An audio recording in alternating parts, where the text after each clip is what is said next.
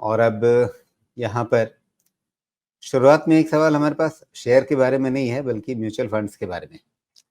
मोहित यादव जी पूछ रहे हैं कि उनकी श्रीमती जी का पोर्टफोलियो जो है उसमें पराग पारिक फ्लेक्सी कैप है, एसबीआई मिड कैप है, क्वांट स्मॉल कैप फंड है और इन तीनों में 5,000 रुपए का, यानी कुल मिलाकर के 15,000 रुपए का हर महीने सिप चल रहा है। इन्होंने 30 साल के लिए सोच रखा है कि ये सिप चल रहा है। तो ये पूछ रहे हैं कि क्या लंबी अवधि में इस पोर्टफोलियो के साथ चला जा सकता है, बढ़िया रहेगा या कुछ फेरबदल करना चाहिए इसमें?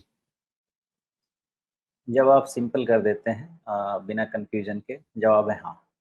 लेकिन मोहित, पहली चीज़ आपको ये समझनी है कि 30 साल के हिसाब से आप देखेंगे, तो 30 साल में किसी भी तरह का एक फ़ोकस्ड फंड हो, चाहे वो फ्लेक्सी कैप हो, चाहे वो स्मॉल कैप हो, मिड कैप हो, जिस तरह का भी फंड हो, उसमें बड़े एडजस्टमेंट लगते हैं। हर प्रोडक्ट का एक साइकिल होता है। एक ही प्रोडक्ट साइकिल एग्नोस्टिक होगा जो होगा इंडेक्स फंड। अगर आप 30 साल का व्यू ले रहे हैं, तो बहुत ज़्यादा इतना सोच-विचार नहीं कीजिए। इंडेक्स फंड कोई भी 2-3 इंडेक्स फंड ले लीजिए, अच्छे जो भी दिखते हैं आपको, जिसका आपको ट्रैकिंग एरर कम दिखता है, उसका आप एक इंडेक्स फंड लीजिए और 30 साल एसआईपी चलाइए। देखिए, कोई ज़्यादा फ़र्क नहीं होने वाला है, बिकॉज़ 30 साल में एक फंड रेगुलरली इंडेक्स को कितना बीट करेगा, भगवान जाने। बिकॉज़ स्मॉल कैप का एक साइकिल आता है, फिर 2 साल, 3 साल रुक जाता है। मिड कैप का एक साइकिल आता है, 2 साल 3 साल रुक जाता है। आपका फ्लेक्सी कैप में भी कौन-सा कैप कब ऐड करना है, कौन-सा निकालना है, इसमें डिसीज़न मेकिंग होता है। उस डिसीज़न मेकिंग में अगर गलती हो गई तो उसका अंडर परफॉर्मेंस हो सकता है। लेकिन इंडेक्स तो इंडेक्स है भाई साहब। मार्केट में अगर निफ्टी आपका 22,000 का 50,000 जाता है, तो वो रिटर्न तो आपको मिल जाएगा। तो 30 एक साल का मेरा ऐसा अंदाज़ा है कि निश्चिंत होके इंडेक्स फंड करना चाहिए। लेकिन आपने जो फंड लिया है, उसमें भी आप 30 साल का एसआईपी करना चाहते हैं, एसआईपी आपको कहीं नुकसान तो नहीं करने वाला है। और अगर मार्केट यहाँ से ऊपर जाएगा, तो स्मॉल कैप भी जाएँगे ऊपर, मिड कैप भी ऊपर जाएँगे। ये ध्यान रखिएगा कि आपके तीनों फंड जो आपने लिए हैं, उसका रिस्क मैट्रिक्स अलग-अलग है।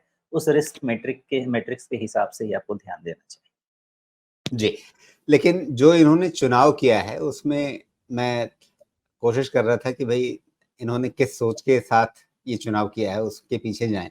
तो पहली चीज़, इन्होंने फ्लेक्सी कैप चुना है एक, उसके बाद एक मिड कैप चुना है और एक स्मॉल कैप चुना है और तीनों में ये बराबर-बराबर पैसा लगा रहे हैं। अब फ्लेक्सी कैप में क्या होता है? फ्लेक्सी कैप में फंड मैनेजर अपनी सहूलियत या अपनी पसंद के हिसाब से, उसकी बाज़ार के बारे में जो समझ है, आगे का जो कॉल है उसका, उसके हिसाब से वो large caps, mid caps, small cap तीनों में पैसा लगाएगा। आम तौर पे सबसे ज़्यादा वो लार्ज कैप में लगाते हैं, उसके बाद फिर थोड़ा मिड कैप में लगाते हैं और सबसे कम स्मॉल कैप में लगाते हैं। ये सामान्य तौर पे फ़ॉर्मूला फंड मैनेजर्स का रहता है। मिड कैप में आम तौर पे वो सबसे ज़्यादा मिड कैप में ही लगाते हैं, लगभग 2/3 या थोड़ा उससे ज़्यादा ही होगा और कुछ वो लार्ज कैप में भी डाल देते हैं, मिड कैप के अंदर भी। और वैसे ही वो स्मॉल कैप में भी करते हैं कि स्मॉल कैप में चूँकि कैटेगरी है स्मॉल कैप की, तो उन्हें सबसे ज़्यादा स्मॉल कैप में इन्वेस्ट करना है, लेकिन वो 2/3 या 70%, 75%, 80% जैसा जिस फंड का नेचर हो उसके हिसाब से उतना रखा और बाकी कुछ उन्होंने वहाँ भी लार्ज कैप में डाल दिया। तो असल में ये तीनों जो मिला कर के इन्होंने बनाया है, तो इससे लगता है कि ये इनका पोर्टफोलियो जो हो गया वो लार्ज कैप, मिड कैप और स्मॉल कैप तीनों में लगभग-लगभग बराबर पैसा इनका चला जा रहा है। शायद 5-10% कम ज़्यादा हो, लेकिन मोटे तौर पे large cap, mid cap, small cap तीनों में एकदम बराबर-बराबर जा रहा है लगभग।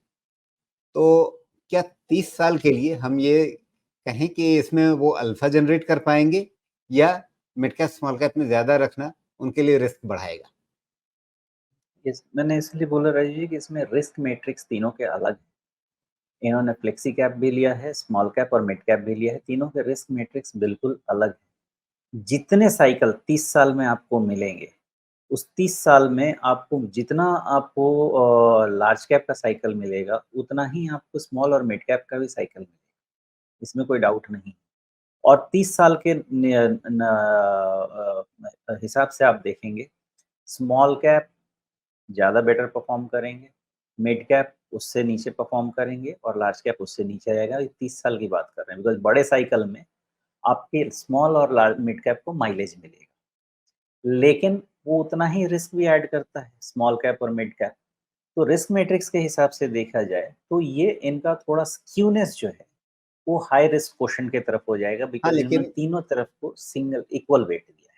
थ्योरेटिकली वो बात तो सही है, लेकिन थ्योरेटिकली दूसरी बात भी जुड़ जाती है ना कि 30 साल है तो इतने लंबे साइकिल में वो रिस्क जो है वो अपने आप कहीं न कहीं टेकन केयर ऑफ हो जाता है।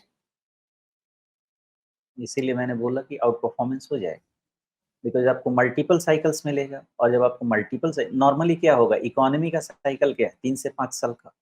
तो 3 से 5 साल में आपको 30 साल में 6 साइकिल तो मिनिमम मिलना है, और 6 साइकिल में मान लीजिए कि 2 बुरा मिला और 4 अच्छा मिला। तो 4 अच्छे में आपको ऑफ कोर्स जिस तरह की हमारी ग्रोथ ट्रैजेक्टरी है, इसमें हमें मान के चलना होगा कि 2 बुरे साइकिल मिले, 4 अच्छे मिले। तो उस केस में आपके स्मॉल कैप और मिड कैप ज़्यादा बेटर परफ़ॉर्म कर जाएँगे, और इनका पोर्टफोलियो एग्रेसिव में चला जाएगा और बेटर परफ़ॉर्मेंस मिल सकता जी।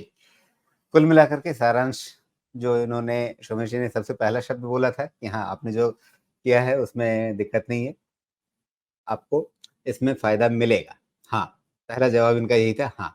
उसके बाद मेरी क्रॉस क्वेश्चनिंग और सोमेश जी के जवाब इन सब के बीच में आप कन्फ्यूज़ ना हों, इसलिए लास्ट में उन्होंने कह दिया कि हाँ, आपको आउट परफॉर्मेंस भी थोड़ा मिलेगा। ध्यान रखने के लिए बस इतना है कि थ्योरेटिकली आपके सामने रिस्क ज़्यादा रहेगा, लेकिन 30 साल है, कोई चिंता उतनी करनी नहीं चाहिए।